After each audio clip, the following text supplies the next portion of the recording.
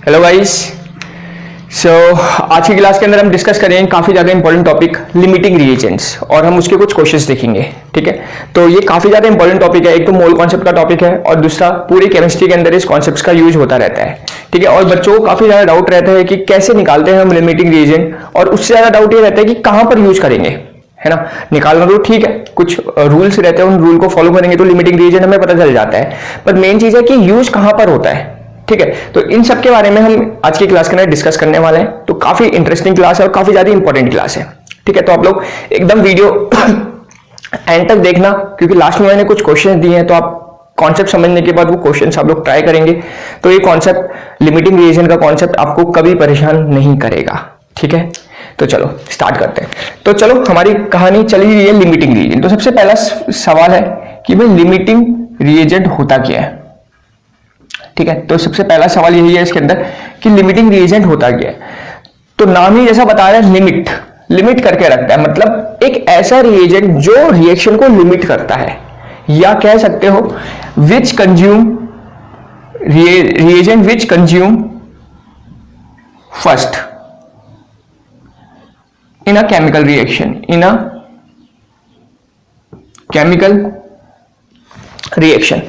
ठीक है, इन a chemical reaction, ठीक है। एक ऐसा reagent which consume first in a chemical reaction, जो किसी भी केमिकल रिएक्शन के अंदर पहले खत्म हो जाए, उस रिएजेंट को हम बोलते हैं लिमिटिंग रिएजेंट। जैसे मैं एग्जांपल दे रहा हूं आपको, सपोज ए और बी लिया मैंने, और ए और बी को यूज करके मैं ए बी बना रहा हूं। ठीक है, एक रिएक्शन है सपोज एक जनरल, तो देखो इसका कुछ अमाउंट लिया जाएगा और बी का कुछ अमाउंट लिया जाएगा। तो सपोज मैंने ए का कितना लिया है, सपोज 10 ग्राम लिया है, बी का भी कितना ग्राम लिया है, 10 ग्राम, या सपोज इसका मैंने 5 ग्राम लिया है। ठीक है, इसका 10 ग्राम ले लिया मैंने और इसका क्या ले लिया, 5 ग्राम। तो बताओ इनमें से कौन जल्दी खत्म होगा।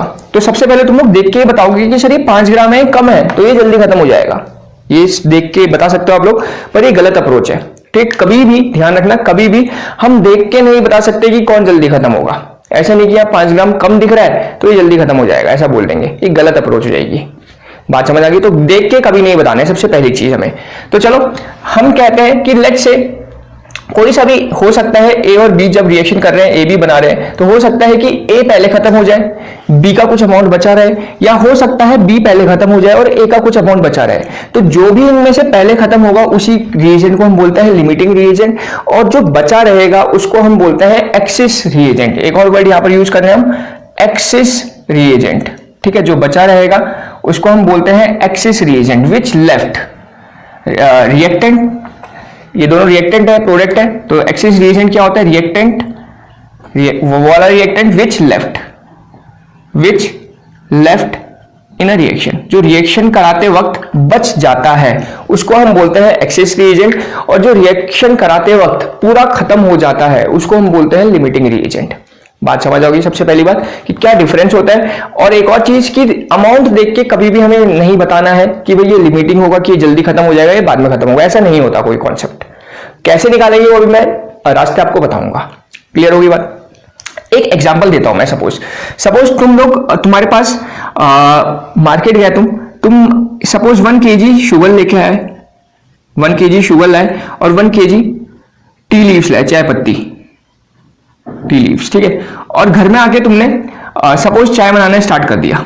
ठीक है, तुम शुगर मार्केट गए, मार्केट से तुम क्या लेके आए, 1 किलोग्राम चीनी लेके आए और 1 किलोग्राम चाय पत्ती लेके आए। ठीक है, और तुम रोज घर में आ रहे हो, दूध वगैरह घर में होगा, तुमने चाय बनाना स्टार्ट करा। तो सोचो तुम स्टार्ट कर रहे हो, तुमने चाय बनाना स्टार्ट कर दिया, तुम रोज चीनी भी डाल रहे हो उसमें, चाय पत्ती भी डाल रहे हो। ठीक है, अब चाय तो सबने बनाई ही होगी, तो जरा बताओ क्या कैसे बनती है। तो ऐसी बनती है भाई, अगर 2 चम्मच चीनी डालोगे तो चाय पत्ती आधा चम्मच या 1 चम्मच डालनी पड़ेगी। बात समझ रहे हो। तो देखो दोनों 1-1 किलो ही लिए हैं तुमने, मार्केट से जो खरीद के लाए हो दोनों 1-1 किलो लाए हो, पर जल्दी खत्म कौन होगा।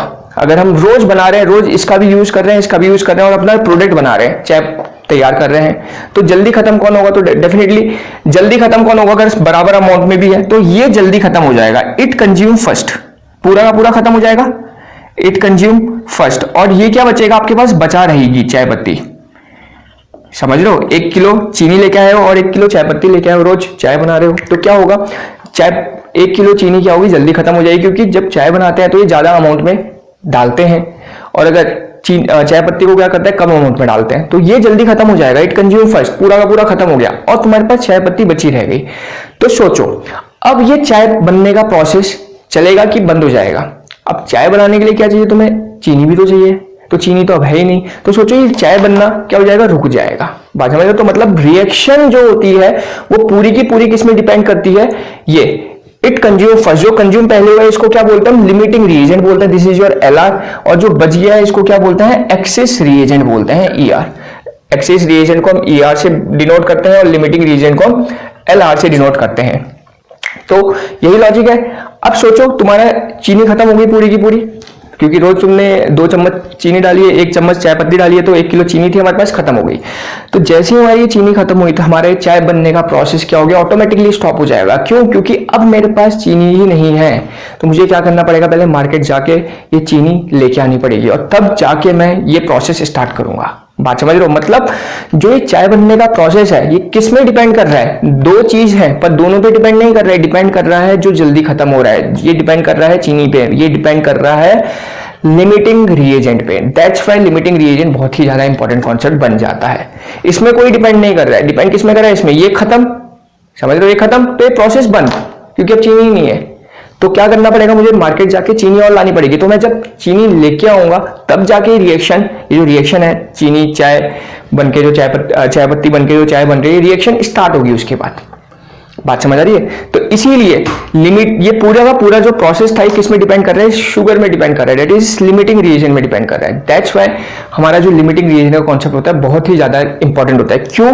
क्योंकि पूरी की पूरी रिएक्शन किस में डिपेंड करती है, इस वाले पार्ट में डिपेंड करती है। Reaction depend on limiting reagent, reaction depend on limiting reagent. जो रिएक्शन होती है वो पूरी एक्सेस रिएजेंट में डिपेंड नहीं करती, वो लिमिटिंग रिएजेंट पे डिपेंड कर रही है। जैसे एग्जांपल यहां मैंने दे ही दिया है कि चाय बनना स्टॉप हो गया क्योंकि मेरी शुगर खत्म हो गई। और शुगर क्या है, जो जल्दी खत्म हो जाता है उसको हम लिमिटिंग रिएजेंट बोलते हैं। तो शुगर क्या है, यहां पर एक लिमिटिंग रिएजेंट है, ठीक है। तो ये खत्म तो रिएक्शन खत्म। तो दैट्स व्हाई तो पूरी रिएक्शन डिपेंड किस में करती है, लिमिटिंग रिएजेंट में डिपेंड करती है। इसी वजह से ये कॉन्सेप्ट काफी ज्यादा इंपॉर्टेंट है। क्लियर हो गया कि भाई क्या होता है लिमिटिंग रिएजेंट, क्या होता है एक्सेस रिएजेंट और किस तरीके से हम लिमिटिंग रिएजेंट को समझ सकते हैं, सबसे पहली बात। ठीक है, अब दूसरा सवाल है कि इसका यूज कहां करेंगे, हमें कैसे पता चलेगा कि लिमिटिंग रिएजेंट कहां पर यूज करने वाले हैं। तो एक चीज मैं बता देता हूं, इसका यूज करते हैं हम जब हमारी मैनी टू वन टाइप की कन्वर्जन है। ठीक है, यूज्ड लिख देता हूं, यूज्ड कब करेंगे इसका, जब हमारी मैनी टू वन कन्वर्जेंस रहेंगी, reaction many to one type convergence. ठीक है, क्या होता है मैं बताऊंगा क्योंकि तुम्हें किसी बुक्स में नहीं मिलने वाला, ये मेरा अपना बनाया हुआ तरीका है। ठीक है, कब यूज करेंगे इसका, लिमिटिंग रिएजेंट के कॉन्सेप्ट का यूज कब करते हैं, जब मैनी टू वन टाइप की कन्वर्जेंस होती है। क्या होती है अभी हम आगे डिस्कस करने वाले हैं। बात समझ आ गई पहली बात कि क्योंकि लिमिटिंग रिएजेंट तो सबको पता ही है, क्या पता ही चल जाता है। अब मेन सवाल ये आता है कि यूज कहां करना है इसका। तो यूज वहां करेंगे जहां हमें मैनी टू वन टाइप की कन्वर्जेंस दिखाई दे रही होंगी, उस जगह पे हम इस लिमिटिंग रिएजेंट का यूज करेंगे। ठीक है, अब सवाल तुम्हारे होगा कि सर ये होता क्या है। ठीक है, तो हमारे पास 2 टाइप की कन्वर्जेंस मैंने बनाई है रिएक्शंस को ऑब्जर्व करके, एक 1 to 1 और एक मैनी टू वन। ठीक है, उसके बारे में हम बात करते हैं। और लिमिटिंग रिएजेंट का यूज करेंगे कहां पर, यूज देखो यहां पर लिखा हुआ है, यूज करेंगे जब मैनी टू वन टाइप की कन्वर्जन होगी। क्लियर होगी इतनी बात कि लिमिटिंग रिएजेंट क्या होता है, एक्सेस रिएजेंट क्या होता है जो बचा रहता है और कहां पर इसका यूज करते हैं। ठीक है, और एक चीज और मैं बता देता हूं, लिमिटिंग रिएजेंट का यूज करने के लिए एक चीज का, या फिर मैनी टू वन या फिर 1 to 1 कन्वर्जन का यूज करने के लिए एक चीज का आपको ध्यान रखना है, रिएक्शन शुड बैलेंस। ठीक है, इसको भी यहां लिख देता हूं, ये कीवर्ड है आपके लिए, ये तभी आप ये वाला अप्रोच लगा पाओगे जब रिएक्शन क्या होगी, शुड बैलेंस। रिएक्शन हमारी बैलेंस रहनी चाहिए, तभी हम लिमिटिंग रिएजेंट या फिर स्टैचियोमेट्रिक कैलकुलेशन जो हम लोग करते हैं वो लगा पाते हैं। ठीक है, अगर reaction by the way balance नहीं है और तुमने एलआर का कॉन्सेप्ट लगाया तो क्वेश्चन गलत बन जाएगा। ठीक है, तो 2 चीज का ध्यान रखना है सबसे पहले कि लिमिटिंग रिएजेंट लगेगा कब, जब हमारी मैनी टू वन टाइप की कन्वर्जेंस होगी, और नेक्स्ट चीज तभी लगाना है ये कॉन्सेप्ट जब रिएक्शन बैलेंस होगी। अगर रिएक्शन बैलेंस नहीं है तो पहला अप्रोच हमारा रहना पड़ेगा कि रिएक्शन को बैलेंस करें। क्लियर होगी बात, समझ आ गई। ठीक है, तो अब समझते हैं कि भैया मैनी टू वन कन्वर्जन होता क्या है। ठीक है, तो मैनी टू वन को समझने से पहले मैनी टू वन को समझने से पहले हम एक बेसिक चीज समझते हैं, 1 to 1। देखो कन्वर्जेंस को मैंने 2 पार्ट में डिवाइड करा है, एक होती है 1 to 1 कन्वर्जन, 1-to-1 कन्वर्जेंस। इसका मतलब क्या हुआ, थोड़ा ध्यान से समझना, क्योंकि तुम्हें किसी बुक्स में नहीं मिलने वाला है, ये मैंने अपने आप बना रखा है बच्चों के लिए थोड़ा, ताकि उनका काम थोड़ा आसान हो जाए। मतलब इसका क्या हुआ कि एक चीज गिवन है, एक चीज गिवन है और एक चीज निकालनी है, एक ही चीज निकालनी है, ठीक है।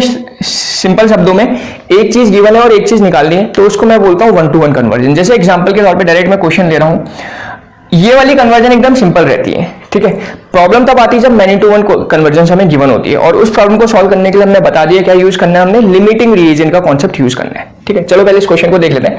सपोज आपसे बोला जा रहा है फाइंड द अमाउंट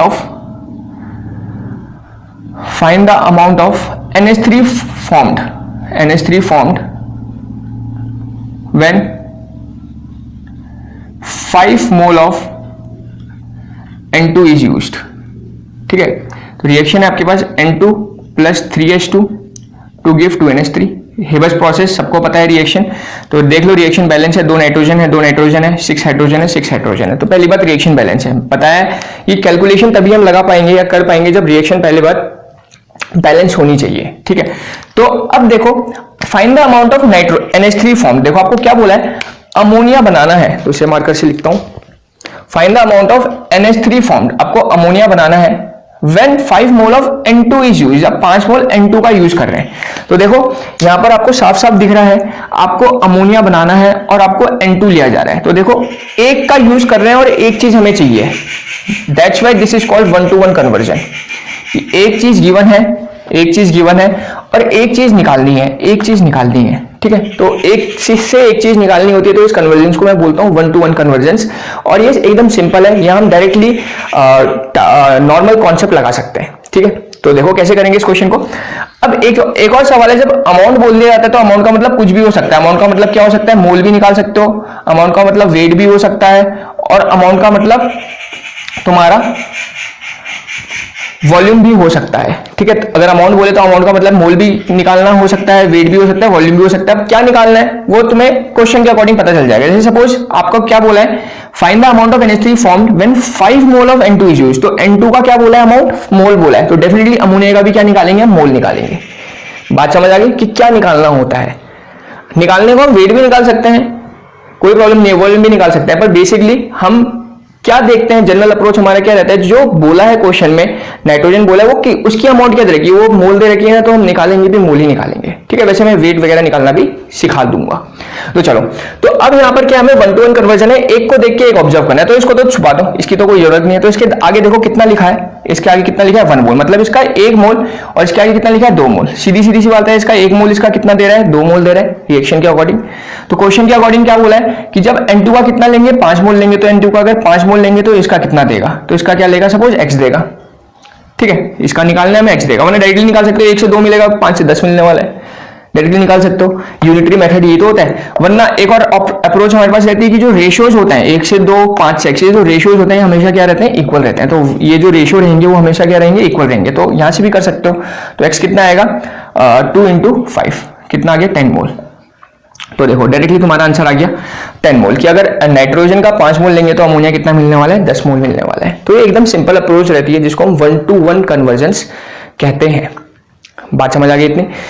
अगर सपोज बाय द वे मुझे निकालना होता वेट, तो वेट निकालने के लिए एक तो यहां से डायरेक्टली भी निकाल सकते हो तुम लोग। डायरेक्टली कैसे निकाल सकते हो, नंबर ऑफ मोल्स का फॉर्मुला लगा के। नंबर ऑफ मोल्स क्या होता है, वेट अपॉन मॉलिक्यूलर वेट, ये होता है ना फॉर्मुला। तो नंबर ऑफ मोल कितना है N2 के कॉरेस्पॉन्डिंग नंबर ऑफ मोल कितना है अमोनिया के, 10। तो इसको यहां पुट करेंगे 10। वेट निकालना है आपको, मॉलिक्यूलर वेट।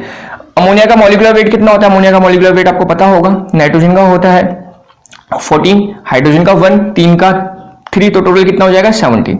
डिवाइड बाय क्या कर देंगे, 17 कर देंगे, क्रॉस मल्टीप्लाई करेंगे तो वेट कितना आ जाएगा, 170 ग्राम आ जाएगा, ठीक है। तो तुम एक बार अगर तुम्हें मोल निकल गया तो वेट बहुत इजीली निकाल सकते हो by using this formula, number of moles is equals to weight upon molecular weight. काफी ज्यादा इंपॉर्टेंट फॉर्मूला होता है मोल्स का, बहुत बेसिक फॉर्मूला है, सबको पता ही होगा। वेट अपॉन मॉलिक्यूलर वेट वाला फॉर्मूला लगा के हम क्या निकाल सकते हैं, वेट निकाल सकते हैं, ठीक है। जिसको फॉर्मूला नहीं पता है नंबर ऑफ मोल्स का, वो मेरे मोल्स वाले कॉन्सेप्ट्स की वीडियोस देख सकते हो। मैंने मोल कॉन्सेप्ट की भी वीडियो बनाई है, वहां देखना, वहां मैंने सब कुछ एक्सप्लेन करा हुआ है। क्लियर है, ठीक है। तो ये हमारा वेट निकल गया। तो देखो वेट हम इस अप्रोच से भी निकाल सकते थे, वेट मैंने तो यहाँ तो डायरेक्टली निकाला मोल क्योंकि मुझे पता था, तो डायरेक्टली फॉर्मूले पुट करके हमने निकाल दिया। अगर मुझे इस अप्रोच से निकालना है, इस अप्रोच से भी मैं वेट निकाल सकता हूँ। कैसे? तो इस अप्रोच से अगर मुझे निकालना है तो चलो यहीं पर निकाल देता हूँ, इसको मैं मिटा देता हूँ। अभी ध्यान रखना आंसर कितना आ रहा है, 170 आ रहा है। तो अगर मैं डायरेक्टली इस वाले अप्रोच से भी निकालूंगा ना तभी भी आंसर उतना ही आएगा। क्लियर हो गया? तो इसको मैं मिटा रहा हूं फिलहाल, 170 आंसर है, ध्यान रखना आप लोग, ठीक है। अगर मुझे सपोज वेट निकालना है, सेम क्वेश्चन है, रिएक्शन में लिखता हूं N2 + 3H2 to give 2NH3।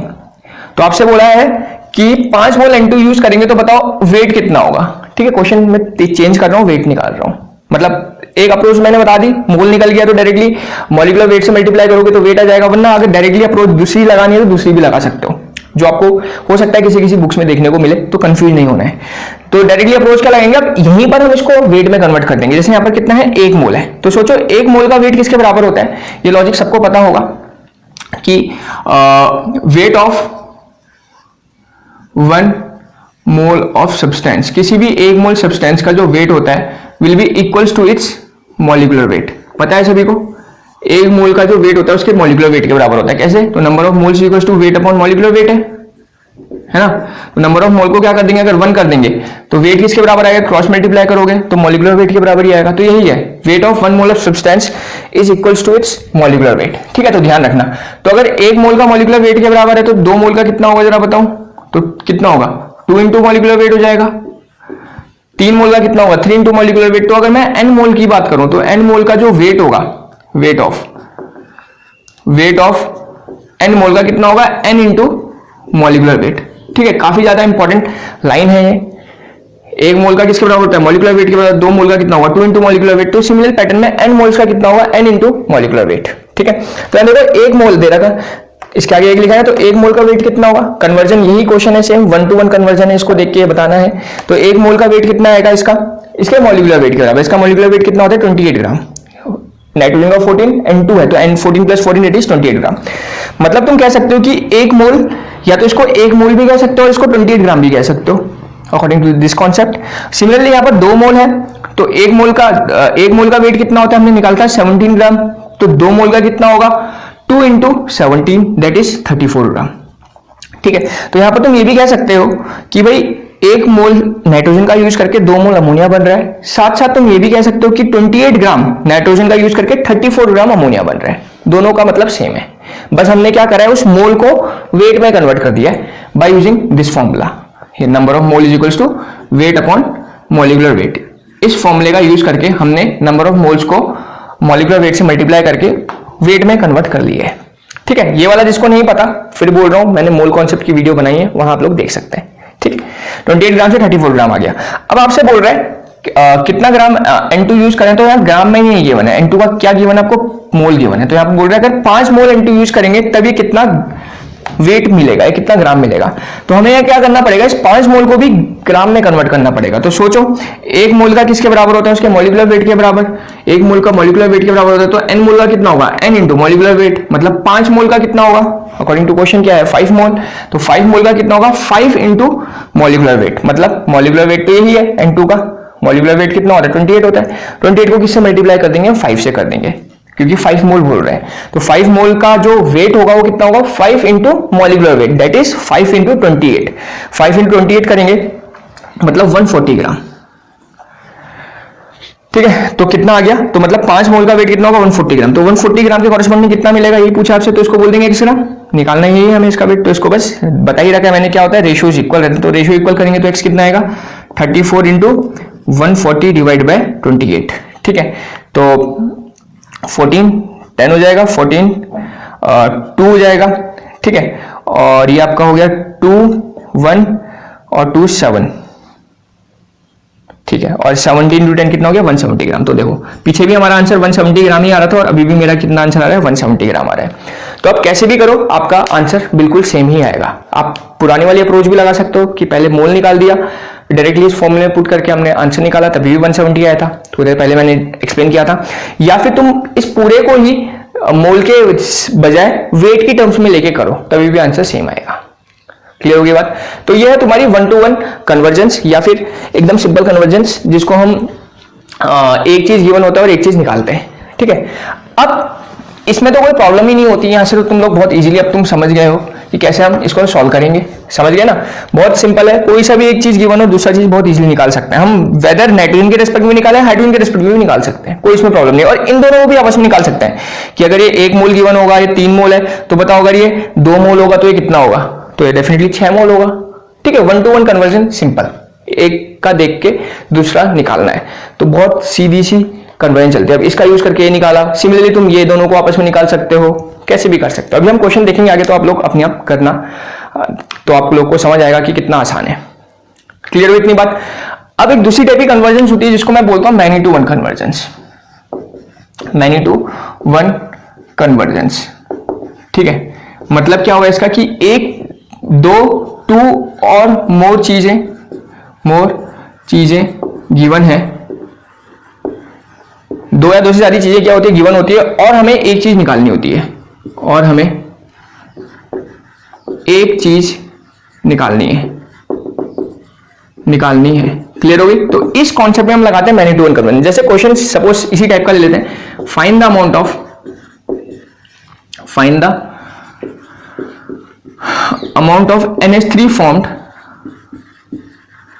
NH3 formed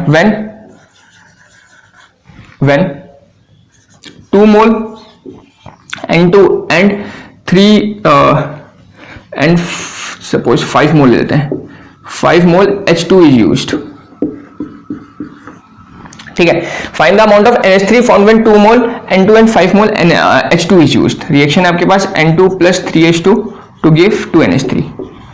अब जरा यहां ऑब्जर्व करोगे आप लोग, यहां पर ऑब्जर्व करोगे, यहां पर देखो क्या है, आपको NH3 का अमाउंट निकालना है, और आपको क्या क्या गिवन है, N2 गिवन है और H2 गिवन है, मतलब ये दोनों चीजें गिवन है और आपको ये निकालना है। समझ आ गई बात। अब देखो मैनी टू वन कन्वर्जन लग गई कि 2 या 2 से ज्यादा चीजें गिवन होती है और एक चीज निकालना है, पर यहां पर क्या था, एक चीज गिवन थी और एक चीज निकालना था। अंतर समझ आ रहा है ना कि क्या अप्रोच है हमारी। यहां पर एक चीज गिवन था, एक चीज निकालना है, पर यहां पर 2 चीजें गिवन है, 2 से ज्यादा चीजें गिवन है, 2 या 2 से ज्यादा चीजें गिवन हो सकती हैं और एक चीज निकालना है। ठीक है, यहां कैसे करेंगे, तो यही वही सवाल है जो हमने पीछे पकड़ा था। इस टाइप के क्वेश्चंस में हम लोग यूज करेंगे, इसी टाइप के क्वेश्चंस में यूज करेंगे हम अपना लिमिटिंग रिएजेंट का कॉन्सेप्ट। इन टाइप के क्वेश्चंस में यूज करेंगे लिमिटिंग रिएजेंट। बात समझ आ गई। मैनी टू वन कन्वर्जन नीचे लिखा हुआ था मैंने, समझ आया। सबसे पहली बात कि भाई लिमिटिंग रिएजेंट यूज कहां करेंगे, क्लियर हो गया। 1 to 1 तो एकदम डायरेक्टली चलती है, उसमें कोई प्रॉब्लम नहीं होता, एक को देख के दूसरा निकालना होता है। परेशानी यहां पर आती है जब 2 चीजें गिवन है, 3 चीजें गिवन है और आपको एक चीज निकालनी है, या फिर कहो मैनी टू वन कन्वर्जन। इस केस में हम यूज करेंगे अपना कॉन्सेप्ट, कौन सा, लिमिटिंग रिएजेंट का कॉन्सेप्ट यूज करेंगे। क्लियर हो गया। तो यहां पर हमें सबसे पहले पहचानना पड़ेगा कि भाई कौन इसमें लिमिटिंग रिएजेंट है। क्लियर हुई बात इतनी। अब सबसे पहला सवाल यहां पर तुम्हारे सामने आएगा कि सर पहचानेंगे कैसे। ठीक है, तो जरा देखो मैं यहां पर बताता हूं, आपको कुछ स्टेप्स बता देता हूं। हाउ टू फाइंड LR, ठीक है, लिमिटिंग रिएजेंट आप कैसे पहचानोगे। तो स्टेप 1 क्या है, स्टेप 1 में करना है हमने, या रूल 1 या स्टेप 1 में क्या करना है, अगर क्वेश्चंस के अंदर मोल्स गिवन है तब तो कोई प्रॉब्लम नहीं है। ठीक है, if moles are given then no problem, कोई प्रॉब्लम ही नहीं है। डायरेक्टली स्टेप 2 में बढ़ेंगे। ठीक है, अगर मोल्स गिवन होगा कोई प्रॉब्लम नहीं होगी, हम डायरेक्टली स्टेप 2 की तरफ बढ़ेंगे। पर और if weights are given, question के अंदर क्या गिवन होगा, अगर वेट, अभी हम क्वेश्चन लेते हैं इस टाइप का भी, वेट्स आर गिवन, तब क्या करेंगे, convert them into moles. Wait given होगा तो किस में कन्वर्ट कर देंगे, मोल्स में कन्वर्ट कर देंगे। फॉर्मूला तुम्हारे सामने है, तुम्हें पता होता है, number of moles equals to क्या फॉर्मूला होता है, वेट अपॉन मॉलिक्यूलर वेट। ठीक है, ये वाला फॉर्मूला लगा के तुम वेट अगर गिवन है उसको मोल्स में कन्वर्ट कर सकते हो। और यहां पर एक चीज का ध्यान रखना है, मोल्स में जब तुम कन्वर्ट करोगे, तुम लोग कन्वर्ट करोगे, हमेशा यहां पर क्या लेना है, मॉलिक्यूलर वेट लेना है 1 मोल का, by taking molecular weight of 1 मोल। ठीक है, फर्स्ट स्टेप में हमेशा 1 मोल का ही मॉलिक्यूलर वेट लेना है। ये क्या है अभी क्वेश्चन में समझाऊंगा मैं। ठीक है, और ये करने के बाद स्टेप 2 क्या करेंगे, डिवाइड बाय कोफिशिएंट, डिवाइड कर देंगे बाय कोएफिशिएंट कोफिशिएंट जो हमें क्वेश्चन में गिवन होंगे या रिएक्शन में गिवन होंगे उससे डिवाइड कर देंगे। और स्टेप 3 क्या रहेगा, कंपेयर करेंगे, कंपेयर कर देंगे दोनों को आपस में। विच इज स्मॉल, जो स्मॉल होगा वही क्या होगा आपका लिमिटिंग रिएजेंट होगा, और दूसरा वाला बचा हुआ क्या होगा आपका एक्सेस रिएजेंट होगा। क्लियर हो गया कि कैसे एलआर को फाइंड आउट करते हैं। पहला स्टेप है मोल्स गिवन होगा तो कोई प्रॉब्लम ही नहीं है, डायरेक्टली स्टेप 2 की तरफ बढ़ेंगे।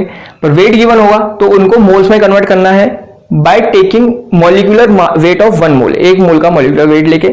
सेकंड स्टेप में डिवाइड बाय कोफिशिएंट, और थर्ड स्टेप में कंपेयर। और जो छोटा होगा विच इज स्मॉल वही हमारा क्या होगा एलआर होगा, लिमिटिंग रिएजेंट होगा। ठीक है, तो चलो अब आते हैं क्वेश्चंस में। तो ये हमने समझ लिया कि एलआर का यूज कहां करते हैं। एलआर का यूज कहां करते हैं, जब 2 या 2 से ज्यादा चीजें गिवन हो और एक चीज निकालनी हो, वहां हम एलआर का यूज करते हैं। और एलआर निकालते कैसे हैं उसके लिए भी मैंने यहाँ पॉइंट बता दिए।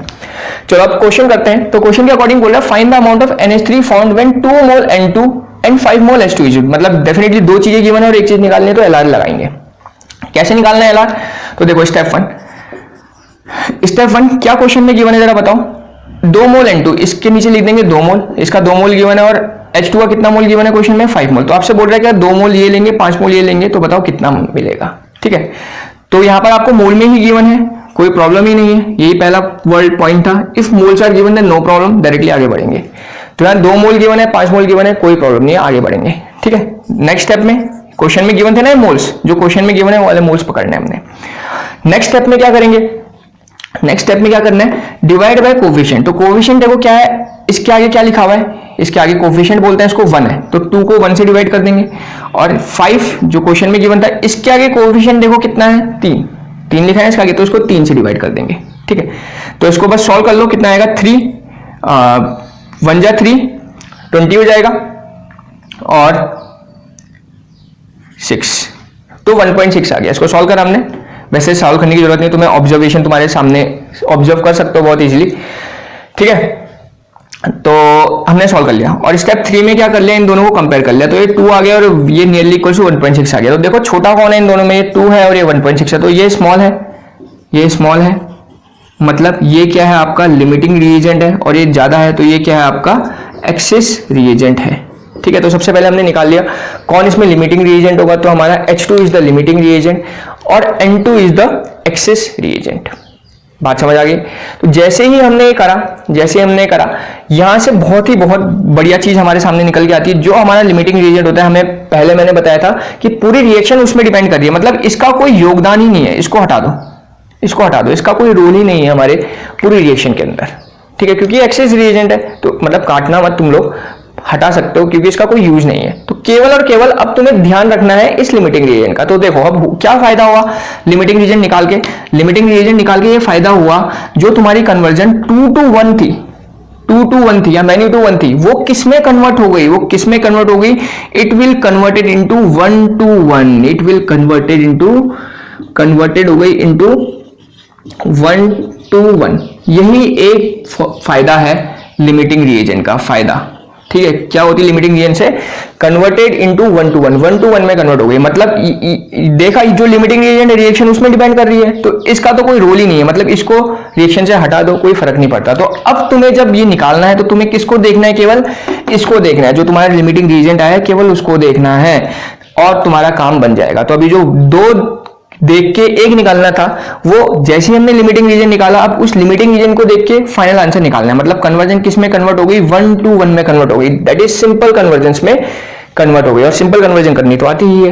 तो अब देखो आगे क्या होगा, समझ आ रही बात, कितना इंपॉर्टेंट पार्ट और कितना आसान है, कोई ज्यादा टफ नहीं है एकदम। बस ये है कि एक बार आपको डिटेल में समझ आ जाए तो काम आसान हो जाएगा, अगर डिटेल में ही समझ नहीं आएगा तो फिर दिक्कत रहती है। तो ये जैसे ही 1 to 1 में कन्वर्ट हो गई, क्वेश्चन में पकड़ लेता हूं फिर से, यहाँ N2 + 3H2 to give 2NH3 था। अब देखो रिएक्शन किस में डिपेंड कर रही है, मुझे पता है H2 में डिपेंड कर रही है, तो H2 में डिपेंड कर रही है और H2 को देख के NH3 निकालना है। तो अब N2 का कोई रोल ही नहीं है यहाँ पर, क्योंकि जो लिमिटिंग रिएजेंट आया है पूरी कहानी उसी पे बेस्ड रहेगी, क्योंकि पूरी रिएक्शन उसी पे डिपेंड करती है, स्टार्टिंग में मैंने पढ़ाया था, है ना। तो चलो अब कर लो। अब देखो 1 to 1 हो गई, 1 to 1 का मतलब तुम्हें पता है 3 मोल, इसका कितना मोल दे रहा है 2 मोल दे रहा है। क्वेश्चन के अकॉर्डिंग कितना बोला है, इसका कितना जब लेंगे 5 लेंगे तो इसका कितना मिलेगा x मिलेगा, हो गया आंसर। देखो 5 में x मिलेगा, क्रॉस मल्टीप्लाई करो तो x कितना आएगा 2 × 5 डिवाइड बाय x यहाँ जाएगा 5 इंटू डिवाइड बाई 3, 10/3 मोल हो गया। तो कितनी आ गई वैल्यू, 10/3 मोल आ गया। तो देखो आंसर आ गया, कितना सिंपल था। जैसे ही हमने लिमिटिंग रिएजेंट निकाला हमारा आंसर चुटकियों में आ जाता है, क्योंकि कन्वर्जन क्या हो जाती है, वो 1 to 1 सिंपल कन्वर्जन बन जाती है। अब फिर इसको देख के निकालना है, जैसे इसका रिएक्शन के अकॉर्डिंग 3 मोल इसका 2 मोल दे रहा है, तो आपसे क्वेश्चन में बोला इसका 5 मोल कितना देगा, तो इसका 5 मोल x देगा, क्रॉस मल्टीप्लाई करा, निकाल दिया आंसर। इसका वेट भी निकाल सकते हो। आगे बात समझ में, एकदम सिंपल। अब यहाँ पर कभी कभार एक क्वेश्चन पूछता है कि कितना एक्सेस रिएजेंट बचा रहेगा। ये इस टाइप का भी क्वेश्चन पूछा जाता है कि लिमिटिंग रिएजेंट कौन है, एक्सेस रिएजेंट कौन है, ये कितना बनेगा, या फिर जो बचा है एक्सेस रिएजेंट, हमें पता है N2 इज, ये यहाँ लिख देता हूं, मेरा H2 क्या है, Lr है, और N2 क्या है, मेरा Er है। ठीक है, इस क्वेश्चन के अकॉर्डिंग। तो यहाँ पर क्वेश्चन एक और बन सकता है कि कितना एक्सेस रिएजेंट बचा रहेगा, ऐसा भी क्वेश्चन देखा होगा आप लोगों ने, how much access reagent left, reagent left. ठीक है, इसके लिए भी क्वेश्चन बनता है, तो इसके लिए फिर से आपको लिमिटिंग रिएजेंट के यूज करना पड़ेगा। तो देखो रिएक्शन, फिर से आपको रिएक्शन लिखनी पड़ेगी। मैं समझा रहा हूं इसलिए थोड़ा सा लंबा हो रहा है, वरना इतना लंबा क्वेश्चन बनता नहीं है, क्वेश्चन बहुत जल्दी बनता है। ठीक है, मैं समझा रहा हूं इसलिए डेफिनेटली टाइम तो लगेगा ही ना समझाने में। तो सोचो एक्सेस रिएजेंट कितना लेफ्ट बचेगा, उसके लिए क्या करते हैं, तो जो लिमिटिंग रिएजेंट है पहले देखो खर्च कितना हो रहा है, तो मतलब इसके साथ रिएक्शन करवानी पड़ेगी।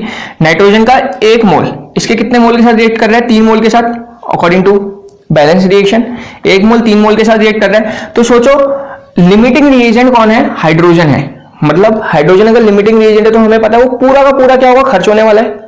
ये तो था विच कंज्यूम फर्स्ट, और पूरा कंप्लीटली खर्च हो जाता है। तो देखो ये लिमिटिंग रिएजेंट है, तो देखो इसका 5 मोल है। ठीक है, मतलब ये पूरा का पूरा खर्च हो जाएगा। तो सोचो अगर मैं इसका 5 मोल लिख लेता हूं तो मैं बता सकता हूं कि 5 मोल के कॉरेस्पॉन्डिंग कितना खर्च होगा, x बोल दो, समझे। अकॉर्डिंग टू रिएक्शन 1 मोल इसका 3 मोल खर्च कर रहा है, तो according to the reaction H2 is the limiting reagent, और अगर H2 लिमिटिंग रिएजेंट है तो पूरा का पूरा खर्च हो जाएगा वो रिएक्शन के अंदर। जैसे चीनी याद करो, चीनी पूरी खर्च हो जा रही थी, हमें दोबारा नई चीनी लानी पड़ रही थी, है ना, तो पूरा का पूरा खर्च होगा। तो सोचो अगर जब पूरा का पूरा खर्च होगा उस टाइम में नाइट्रोजन कितना खर्च हुआ होगा, तो 5 मोल के कॉरेस्पॉन्डिंग में x निकाल लूंगा, तो x की वैल्यू कितनी आएगी जरा सोचो, क्रॉस मल्टीप्लाई कर लेते हैं, तो x कितना आएगा 5/3। ठीक है, 1.6 आ गया सपोज, 3 × 3 ऑफ 20, 6 × 18। ठीक है, तो 1.6 मोल आ गया। आई बात समझ में, मतलब जब ये 5 मोल खर्च होगा, कौन, हाइड्रोजन, उस टाइम में नाइट्रोजन कितना यूज होगा, एक्सेस रिएजेंट कितना खर्च होगा, 1.6 मोल खर्च होगा। अब आपसे पूछा कितना बचा रहेगा, तो लेफ्ट के लिए क्या बताएंगे, था कितना नाइट्रोजन, क्वेश्चन के अकॉर्डिंग था कितना, 2 मोल लिया था हमने, 2 मोल लिया था, खर्च कितना हुआ, 1.6 मोल खर्च हुआ, तो माइनस कर दो तो कितना आ गया, 0.4 मोल आ गया। तो ये आपका आंसर आ गया, कितना बचा रह गया, 0.4 मोल बचा रह गया। आई बात समझ में, कितना पहले हमने निकाला कि आखिरकार उस लिमिटिंग रिएजेंट के साथ वो एक्सेस रिएजेंट रिएक्ट कितना करेगा। तो 1 मोल के साथ अगर 3 मोल कर रहा है तो ये लिमिटिंग रिएजेंट है, हम लोग निकाल चुके हैं। तो लिमिटिंग रिएजेंट है तो पहली बात ये पूरा कंज्यूम हो जाएगा, तो इसके साथ कितना खर्च होगा, तो मैंने मान लिया सपोज x खर्च होगा। ठीक है, तो x निकालने से 5/3 1.6 मोल, तो जब इसका 5 मोल खर्च होगा उस टाइम में नाइट्रोजन का कितना खर्च हो रहा होगा, 1.6 मोल खर्च हो रहा होगा। इतनी बात समझ आई। अब सवाल ये था कि बचेगा कितना, क्योंकि ये एक्सेस रिएजेंट है, हमें पता है एक्सेस रिएजेंट है, N2 कितना बचा रहेगा, तो बचा कितना रहेगा, क्वेश्चन में कितना गिवन था, 2 मोल हम ले रहे थे इसका, 2 मोल में से 1.6 मोल खर्च हो गया तो माइनस 1.6 कर दिया, तो बचा कितना रह गया 0.4 मोल, 0.4 मोल क्या होगा, वो बचा रहेगा। तो इस तरीके से हम लोग एक्सेस रिएजेंट लेफ्ट भी निकाल सकते हैं। बात क्लियर हो गई इतनी, ठीक है। तो एकदम सीधी सी बात है कैसे हमने क्वेश्चन करना है।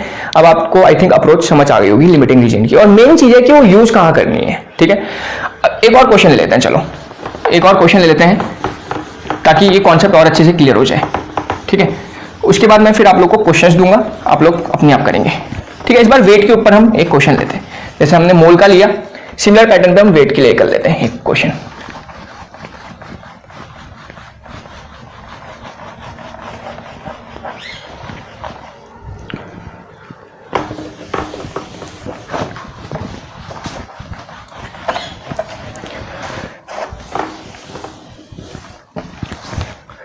ठीक है, तो हमारा क्वेश्चन है इस बार हमारा क्वेश्चन है,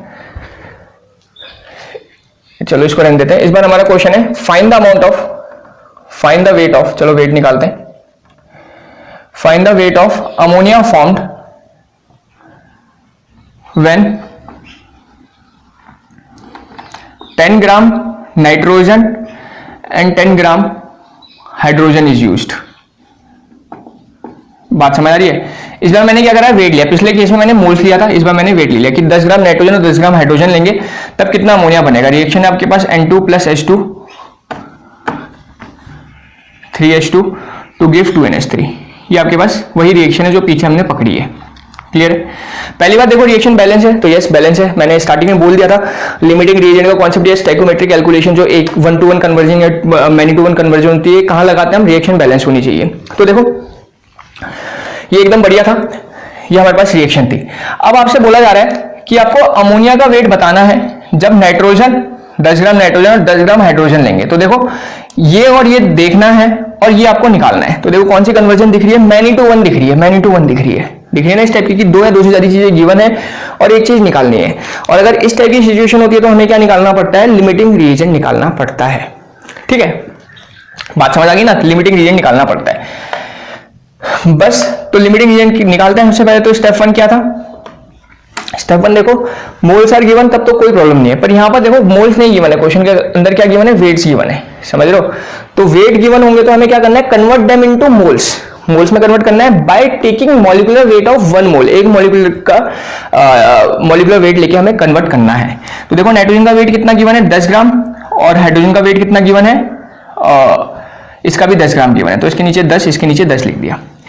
तो पहला स्टेप था, मोल गिवन तो नहीं है, हमें वेट गिवन है, तो वेट को किस में कन्वर्ट करना है, मॉलिक्यूलर वेट में। तो मॉलिक्यूलर वेट में कैसे कन्वर्ट करेंगे, by convert them into mole, mole में कन्वर्ट करना है। वेट गिवन था तो हमें इसको किस में कन्वर्ट करना है, मोल्स में कन्वर्ट करना है। तो मॉलिक्यूलर वेट से डिवाइड करना पड़ेगा। तो मॉलिक्यूलर वेट इसका कितना होता है, पता है आप लोगों को, नाइट्रोजन का मॉलिक्यूलर वेट कितना रहता है,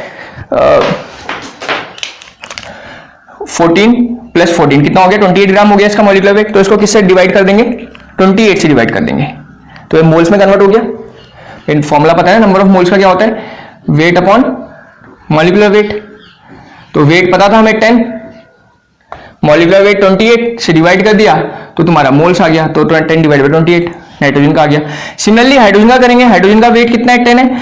अब देखो यहां पर क्या बोला है, मॉलिक्यूलर वेट से डिवाइड करना है, मॉलिक्यूलर वेट से डिवाइड करना है बाय टेकिंग 1 मोल, एक मोल का ही लेना है। यहां पर कितने मोल दे रखे हैं, 3 मोल। तो ऐसा नहीं कि 3 या 6 से डिवाइड कर दोगे, ऑल्दो आगे 6 ही आने वाला है, पर इस चीज का ध्यान रखना, कभी कभी गलत हो जाता है। ठीक है, इसलिए मैं बोल रहा हूं जो हमारी स्टैंडर्ड अप्रोच है वो लगाएंगे, आगे भले ही आगे आंसर 6 में ही आने वाला है, पर वो कभी कभी गलत हो जाएगा। ठीक है, तो अगर 10 है तो किससे डिवाइड करेंगे, इसके वेट गिवन है, मॉलिक्यूलर वेट से डिवाइड करेंगे। तो और एक का लेंगे, तो 3 का नहीं लेंगे, एक का लेंगे, केवल एक का। तो एक का कितना होगा, केवल H2 का, H2 का मतलब 2। तो देखो मोल्स में कन्वर्ट हो गया, तो ये भी मोल में कन्वर्ट हो गया और ये भी मोल में कन्वर्ट हो गया। ये था हमारा पहला स्टेप कि वेट गिवन होंगे तो उसको मोल में कन्वर्ट करना है by taking 1 mole. Second step में डिवाइड करना है, स्टेप 2 28 था, डिवाइड करेंगे तो डिवाइड देखो इसका कोफिशिएंट कितना है, 1 है, तो 1 से डिवाइड करोगे तो कोई फर्क नहीं पड़ेगा। और यहां पर मोल थे हमारे, इसका कोफिशिएंट देखो क्या है, 3 है, 3 है ना, तो डिवाइड किससे करेंगे, 3 से, तो 1/3 कर देंगे, नीचे 3 आ जाएगा। ठीक है, तो कितना आएगा, 10/28, और ये कितना आएगा, 10/6 आ जाएगा।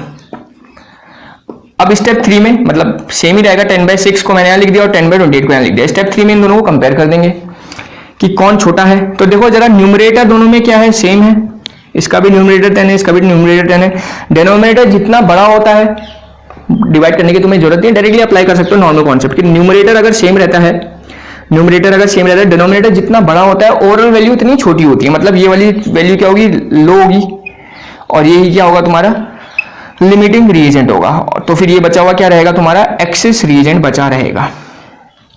क्लियर होगी इतनी बात कि लिमिटिंग रिएजेंट कैसे पहचाना और कहां पर यूज हुआ, क्योंकि मैनी टू वन कन्वर्जन थी सबसे पहले, उसके बाद वेट में गिवन था, तो वेट को हमने किस में कन्वर्ट कर दिया, मोल में कन्वर्ट कर दिया by taking molecular weight of 1 मोल। इसका भी ध्यान रखेंगे।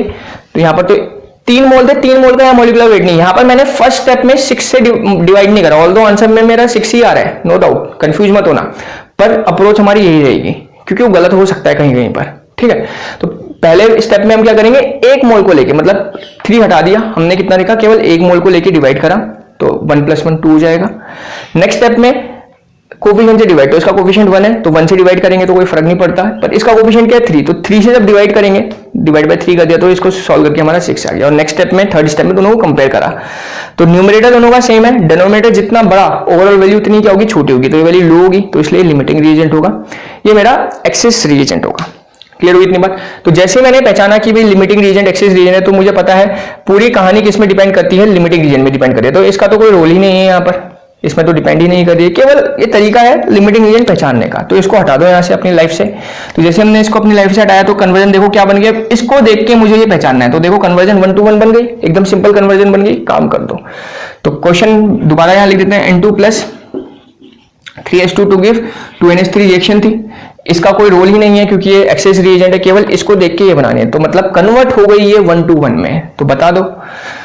तो इसका 1 मोल है, और इस बार क्या बनाना है आपको, वेट बनाना है, तो वेट की टर्म्स में हमें क्वेश्चन करना पड़ेगा, तो मैंने स्टार्टिंग में तुम्हें बताया था वेट की टर्म में कैसे करना है। तो 1 मोल है, तो 1 मोल का वेट कितना होगा, उसके मॉलिक्यूलर वेट के बराबर, तो इसका मॉलिक्यूलर वेट कितना होगा 14 + 14 दैट इज 28 ग्राम। तो 1 मोल का मॉलिक्यूलर वेट 28 ग्राम, 28 ग्राम से आपको ये कितना मिल रहा है, 2 मोल है, 2 मोल का मॉलिक्यूलर वेट कितना होगा, 2 मोल का वेट कितना होगा, तो 2 into molecular weight, 2 into molecular weight क्या होता है इसका 17, तो 2 इंटू 17 दैट इज 34 ग्राम। मतलब 28 ग्राम से कितना मिल रहा है तुम्हें, 34 ग्राम मिल रहा है। तुम्हें क्वेश्चन में कितना बोल रहा है नाइट्रोजन का, जब कितना लेंगे 10 ग्राम लेंगे, तो 10 ग्राम लेंगे तो कितना मिलेगा, डेफिनेटली x मिला होगा, x ग्राम।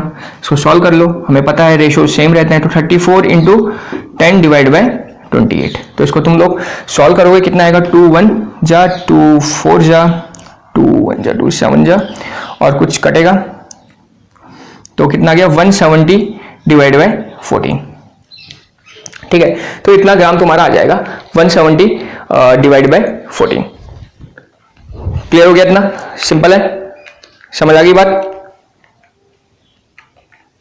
इसको सॉल्व करना है तो इसको तुम सॉल्व वगैरह भी कर सकते हो। आगे कितना रहेगा, 14 1 जा 14 हो जाएगा, 15 17 30 हो जाएगा, तो 12.1 के अराउंड आ जाएगा। तो कितना जाएगा 12.1 ग्राम के अराउंड आंसर आ जाएगा, ठीक है। तो कितना अमाउंट मिलाएगा, जब इसका 10 ग्राम लेंगे तो इसका कितना मिल रहा होगा हमारा 12.1 ग्राम मिल रहा होगा। क्लियर हो गया? ठीक है। अब यहाँ पर एक और वही क्वेश्चन पूछा जा सकता है कि कितना एक्सेस रिएजेंट बचेगा, इसको भी देख लेते हैं। चलो इसको हटा देते हैं, इसकी जरूरत तो है नहीं हमें। इसका अगला पार्ट, कितना एक्सेस रिएजेंट बचा रहेगा, एक्सेस रिएजेंट लेफ्ट कितना बचा रहेगा, तो उसके लिए पहले रिएक्शन में लिख देता हूं N2 + 3H2 to give 2NH3। मुझे पता है N2 यहाँ पर क्या है, लिमिटिंग रिएजेंट है, और H2 क्या है यहाँ पर, एक्सेस रिएजेंट है ना। तो कितना एक्सेस रिएजेंट बचा रहेगा H2 बताना है, तो अब इसको कंपेयर करना है। तो इसका 1 मोल मतलब 28 ग्राम, इसका 3 मोल मतलब 6 ग्राम। जब इसका 28 ग्राम ले रहे हैं तो इसका कितना ग्राम यूज हो रहा है, 6 ग्राम यूज हो रहा है। तो N2 लिमिटिंग रिएजेंट है, तो मतलब ये पूरा का पूरा कंज्यूम हो रहा होगा, विच consume first in the reaction and which totally consume. Sugar मैंने एग्जांपल दिया था ना, तो 28 ग्राम है, तो इसका कितना ग्राम यूज हो रहा है, 10 ग्राम। मतलब जब ये 10 ग्राम कंज्यूम हो रहा है तो कितना ग्राम यूज हो रहा होगा, तो मैं निकालता हूं सबसे पहले कितना यूज हो रहा होगा, एक्स बोलते हैं। तो एक्स कितना आएगा, 6 × 10 डिवाइड बाय, क्रॉस मल्टीप्लाई करें 6 × 10 डिवाइड बाय 28, तो 60 डिवाइड बाय 28, 14 30 और 7 और 15 बाय 7 आ गया। अब तो तुम एकदम इजीली इसको सॉल्व कर ही सकते हो, इसमें कोई प्रॉब्लम की बात है नहीं। 15 बाय 7 करोगे तो तुम्हारा आंसर कितना आएगा, 2.14 के अराउंड आ जाएगा। 7 2 14 7 2.14 के अराउंड आ जाएगा, ठीक है। आई बात समझ में कि अगर इसका 10 ग्राम लेंगे, क्योंकि ये तो पूरा कंज्यूम हो रहा है, लिमिटिंग एजेंट है, तो इसका कितना यूज हो रहा होगा जब इसका 10 ग्राम यूज हो रहा होगा। तो हमने निकाल लिया एक्स मान के, तो इसका कितना यूज हो रहा होगा उस टाइम जब इसका 10 ग्राम यूज हो रहा है, तो इसका यूज हो रहा होगा 2.14 ग्राम। तो अब आपको बताना है लेफ्ट कितना बचा रहेगा, एक्सेस रिएजेंट या फिर H2 लेफ्ट कितना होगा। तो H2 था कितना क्वेश्चन में, 10 ग्राम था, 10 ग्राम था, उससे माइनस कितना कंज्यूम हो गया, 2.14 ग्राम कंज्यूम हो गया। तो निकाल दो कितना लेफ्ट बचेगा, तो माइनस कर दो तो आपका आंसर आ जाएगा। 10 में से 2.14 माइनस कर दो, समझ आ गया। तो कितना आ जाएगा 7.86। तो ये आपका आंसर आ जाएगा, कितना बचा रहेगा, 7.86 ग्राम बचा रहेगा एक्सेस रिएजेंट, ठीक है। तो इस टाइप से हम लोग लिमिटिंग रिएजेंट के क्वेश्चंस करते हैं कि कौन लिमिटिंग रिएजेंट है, कौन एक्सेस रिएजेंट है, कितना बचा रहेगा, कंज्यूम कितना हो जाएगा, कितना रिएक्टेंट, कितना प्रोडक्ट फॉर्म होगा, या कितना एक्सेस रिएजेंट बचा रहेगा। तो इस टाइप के ही क्वेश्चंस हमें बार बार कॉम्पिटिटिव एग्जाम्स में देखने को मिलते हैं। बस बेसिक ये है कि अप्रोच हमें पता रहनी चाहिए, और अप्रोच के लिए हमें पता रहना चाहिए कि एलआर का कॉन्सेप्ट यूज कहाँ करते हैं और उसको किस तरीके से टैकल करना है हमने। ठीक है, तो यूज हमें समझ आ गया, जब मैनी टू वन कन्वर्जन होगी और एलआर का यूज करके हमें क्या करना होता है, उस मैनी टू वन को किस में बना देना है, हमें वन टू वन में बनाना है। तो जैसे ही वन टू वन बन जाती है, काम बहुत ईजिली हो जाता है। क्लियर होगी बात? तो ये है हमारा लिमिटिंग रीजन का कॉन्सेप्ट। तो और ये क्वेश्चंस भी हमने डिस्कस कर लिए। आई होप आप लोग को क्लियर हो गया हो अच्छे से, है ना? ठीक है, तो ये क्लियर हो गया कॉन्सेप्ट। तो अब हम क्या करते हैं, कुछ मैं क्वेश्चंस दे देता हूं आप लोग को, वो आप क्वेश्चंस अपने आप सॉल्व करो ताकि कॉन्सेप्ट और ज्यादा स्ट्रांग हो जाए। ठीक है, तो मैं यहां कुछ क्वेश्चंस लिख रहा हूं। तो यहां पर मैंने कुछ क्वेश्चंस लिख दिए हैं एलआर पे बेस्ड, जो हमने अभी कॉन्सेप्ट सीखा। ठीक है, तो आप लोग अब ये सारे क्वेश्चंस ट्राई कर सकते हो, और मैं मान के चलता हूं कि आप लोगों से क्वेश्चन बहुत ही जल्दी और बहुत ही आसान तरीके से हो जाएंगे। ठीक है, ये क्या कैसा भी क्वेश्चन मैं आपको दूं तो आप लोग बहुत इजीली आप लोग कर लोगे। बेसिक क्या हमें कॉन्सेप्ट समझ आना चाहिए, और कॉन्सेप्ट मैंने एकदम बढ़िया तरीके से आप लोग को एक्सप्लेन कर दिया है। इन केस किसी को और कोई डाउट है पूरे कॉन्सेप्ट के अंदर, तो आप लोग कमेंट सेक्शन में जरूर कमेंट करिए कि भाई हमें ये डाउट है, ये बता दो, है ना? अगर बढ़िया लगा तो भाई बढ़िया कमेंट कर दो कि सर मजा आया पढ़ने में, अच्छे से हमें समझ आ गया। जैसा भी आपका मन करे, जैसा डाउट है तो डाउट पूछो, नहीं है तो कोई बात नहीं। ठीक है, तो ये क्वेश्चंस आप लोग ट्राई करो।